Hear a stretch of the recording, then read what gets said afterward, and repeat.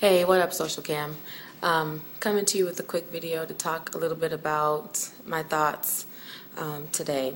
So, this morning I was hanging out with Billy, and we were talking about beats and music, and somehow this secular artist came up in our conversation. You might have heard of him. His name is J. Cole, and he's really known because his beats are like really hot. He has really great beats, and I don't listen to secular music, so I wasn't familiar with his music, and Billy had just heard about him, so about like his beats and stuff that are on his current CD. So I was curious. I wanted to hear these beats that everybody talks about, and so him being a secular artist, I already knew what I was probably going to hear, the lyrical content and all of that. So I went into it with that understanding. Like I said, I don't listen to secular music. I don't support secular music at all. So what I did was I went ahead and I pulled up the CD, and first let me back up. A couple of weeks ago, similar conversation discussing music, which is something that I do often because it's what I'm called to, is music ministry. So I believe it's my responsibility to know what's going on in the music industry, in both secular and Christian, because this is warfare. Music is warfare. It's not just fun and entertainment. When you get on the kingdom side of music, then it becomes something completely different. And for some secular artists, it is something completely different.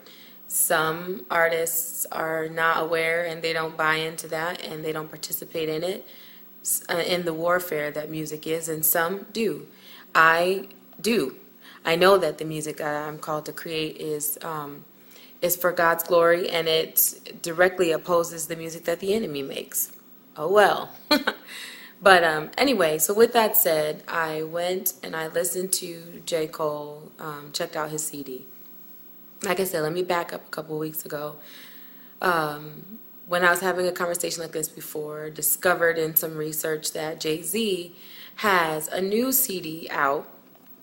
His CD is called, the album title is Holy Grail. So I went and I dug into that a little bit more today.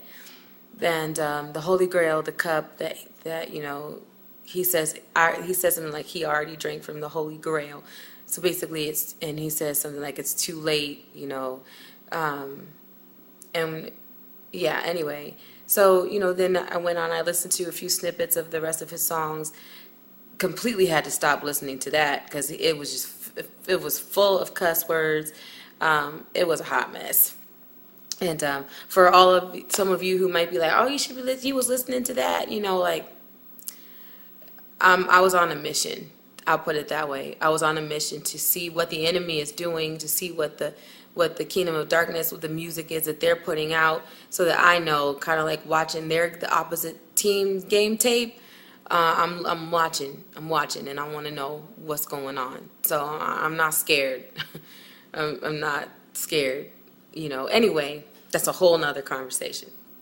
So then you probably have heard, most of you probably heard of Kanye West, who is another artist that is closely related to, works with Jay-Z. So Kanye West has a new CD out. CD's entitled Yeezus, like Jesus, but with a Y. I don't think I even need to say much about that. Then J. Cole, which is brings me up to today, the conversation I was having today. J. Cole, he has a CD. The title is Born Sinner. So I checked out the CD. The first song, I'm trying to not look like I have a black eye because of the lighting, but I don't want y'all to see the stuff I got going on in my kitchen.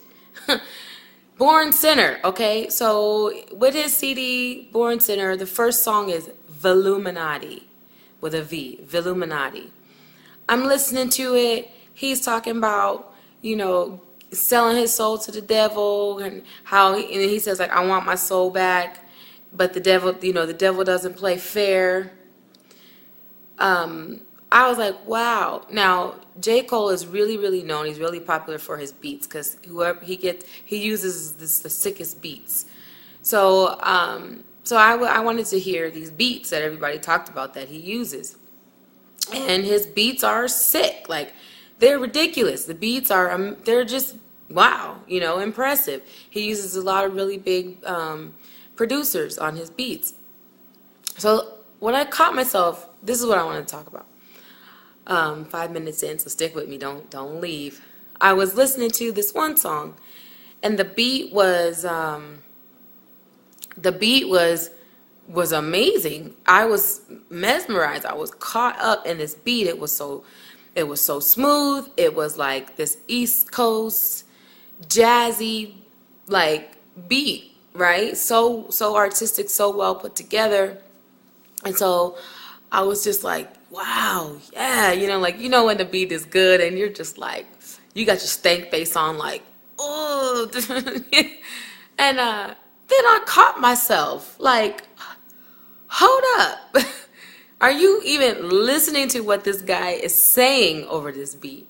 So, because he said something that's like snapped me out of it, right? I was like, whoa. I got caught up by the beat. And so I decided, okay, I need to see what I just was listening to. So I backed the song up. And I purposely made myself ignore the beat. And this dude is talking craziness about the church. He's speaking against God. He's mocking the church.